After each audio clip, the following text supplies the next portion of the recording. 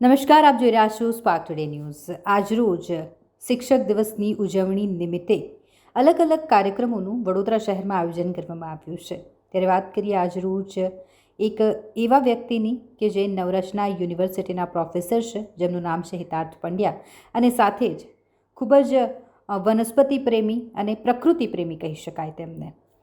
તેઓ દ્વારા આજરોજ તેમના શિષ્યો કંઈક અલગ જાણકારી મેળવી શકે તે પ્રકારનું આયોજન કરવામાં આવ્યું। આજરોજ તેમની એક ટીમ એટલે કે હિતાર્થ પંડ્યા અને તેમની સાથે તેમના શિષ્યો આજે પહોંચી ગયા હતા વિશ્વામિત્રી નદીના કિનારે, કે જ્યાં અલગ અલગ નાના નાના જીવજંતુઓ અને પતંગિયાઓ જોવા મળતા હોય છે। આજે એક ખાસ વાત એ હતી કે જ્યારે હિતાર્થ પંડ્યા દ્વારા આ રીતનો એક કાર્યક્રમ યોજવામાં આવ્યો બાળકો માટે, બાળકોને જાણકારી મળે તે માટે, ત્યારે તેમની સાથે તેમના જે શિક્ષક છે સુવર્ણા સોનવાણે, કે જે અત્યારે રિટાયર્ડ શિક્ષક કહી શકાય, અને આજે જીવજંતુ અને પતંગિયાઓની આપણે વાત કરીએ તેના તે ખૂબ જ એક્સપર્ટ છે, તેઓ પણ તેમની સાથે રહ્યા હતા અને તેમના દ્વારા આ તમામ બાળકોને જીવસૃષ્ટિ વિશે સંપૂર્ણ જાણકારી આપવામાં આવી। નાના નાના જીવજંતુઓ વિશે જાણકારી આપવામાં આવી, પતંગિયા વિશે જાણકારી આપવામાં આવી, તેમને કઈ આબોહવા ઠીક રહી શકે અથવા તો તેઓ પ્રકૃતિમાં કઈ રીતે ઉપયોગી છે તે વિશે પણ તેમને જાણકારી આજરોજ પૂરી પાડવામાં આવી। मेरे सभी दर्शक मित्रों को आज शिक्षक दिन के उपलक्ष्य में सबको बहुत सारी शुभकामनाएं। हमारा जो समाज होता है उसमें शिक्षक जो होता है उसका बहुत बड़ा एक कार्य होता है जो वो हमेशा निभाता रहता है। तो आज भी वैसे तो शिक्षक दिन जो होता है उस दिन शिक्षकों को छुट्टी मिलती है, लेकिन आज कुछ ऐसा हो गया कि छुट्टी लेने की बजाय मैंने ये निर्धार किया था कि आज बच्चों को लेके कुछ नई चीज़ें सीखें। और एक और भी अच्छा एक संयोग हो गया कि मेरे जो शिक्षक है सुवर्णा सोनवणे मैडम, वो हमारे साथ में थे और मैं उनका शिष्य हूँ और ये जो बच्चे हैं ये मेरे शिष्य हैं। तो गुरु के गुरु और दो शिष्य साथ में, ऐसा एक संयोग हो गया। सुवर्णा मैडम जो है वो जो छोटे मोटे कीड़े होते हैं और जो तितलियाँ होती है उनके एक बहुत बड़े जानकार हैं और उन्होंने काफ़ी सारे विद्यार्थियों को इस बारे में समझाया है। आज भी हमने वही किया।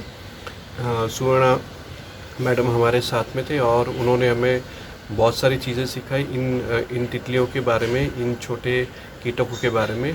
बच्चों के लिए जानना बहुत ज़रूरी है क्योंकि हम हमेशा ये नहीं सोचते कि ये छोटे मोटे कीड़े हमारे आसपास की जो जीव सृष्टि उसमें क्या अपना योगदान देते हैं। तो वो एक था। और दूसरी बात को अगर बच्चों को हम ये ज्ञान नहीं देंगे तो आने वाले दिनों में वो इन छोटे विषयों के बारे में जानकारी नहीं लेंगे और वो जो छोटे विषय नहीं जानने की वजह से जो बड़े गलत कदम उठाते हैं वो पर्यावरण के लिए बड़े बुरे होते हैं। तो ये एक हम सबका एक कार्य है जो हम नहीं कर पाए हैं और वो हमको करना चाहिए। तो आज हम विश्वामित्री नदी जो है उसके पास में आए थे क्योंकि बारिश की वजह से काफ़ी सारे जो जीव जंतु है वो दिखते हैं और साथ में तितलियाँ भी दिखती है। तो ये जो भाईली के बच्चे हैं वो पिछले करीब 4 साल से पंछियों के बारे में, जीव सृष्टि के बारे में और इन छोटे मोटे जो कीड़ों के बारे में सीख रहे हैं और सीख के फिर वो समाज को बताते हैं कि हम क्या गलत कर रहे हैं और सही क्या करना चाहिए, और वही सारे सही कदम ये बच्चे उठाते भी हैं। तो आज शिक्षक दिन के उपलक्ष्य में हम सब यहाँ पे आए और सब ने नई चीज़ें सीखी और एक अलग तरीके से हमने प्रयास किया कि शिक्षक दिन का जो है एक सम्मान करें और उसको हम उस तरह से देखें कि आने वाले दिनों में शिक्षा का जो सही मायना है वो सब सीख पाए। मेरा नाम हितार्थ पंड्या है और मैं नवरचना यूनिवर्सिटी में प्रोफेसर। आज भाईली वणकरवासना बाळको कीटको विषे थोड़ी जाणकारी ए लोकोए मेळवी। बाळको खूब सरस तैयार थईने आवेला हता। घणा बधा पतंगिया ए लोको ओळखता हता। पतंगिया अमे जोया angel coster, white orange tip, grass yellow, plain tiger अने एवा घणा बधा पतंगियानी एमने ओळख मेळवी। पतंगिया कई रीतना ओळखवा बेसिकली एनी थोड़ी जाणकारी मेळवी।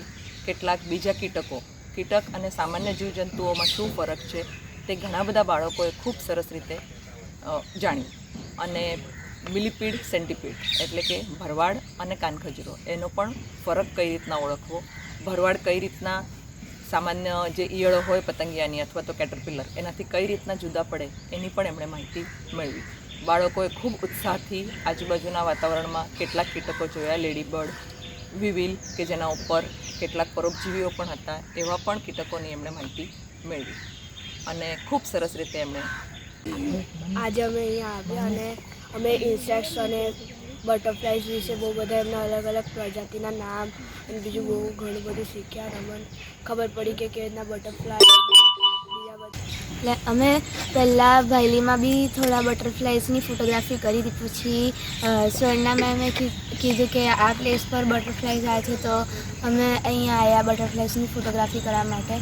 ત્યાં અમે ભાઈલીમાં જે ફોટોગ્રાફ લીધા એ કોમન હતા અને અમને એટલું બધું નોલેજ બી નહોતું બટરફ્લાઇઝનું. પણ પછી અમને સ્વર્ણા મેમે કેટરપિલર્સ, કીટકને એ બધાનું નોલેજ કીધું કે શું આવેલું છે.